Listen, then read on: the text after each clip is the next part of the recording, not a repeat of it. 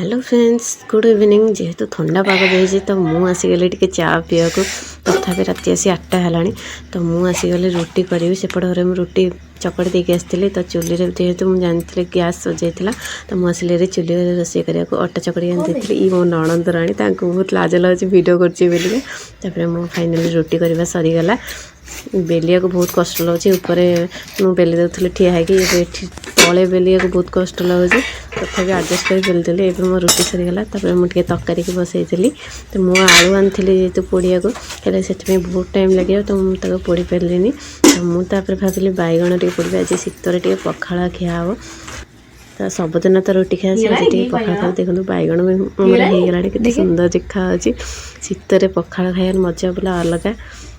केते सुंदर देखा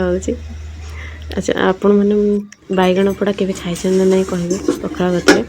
तो ये फुलकोबी तरकारी बसई केमती देखा आमर फुटी भी गलानी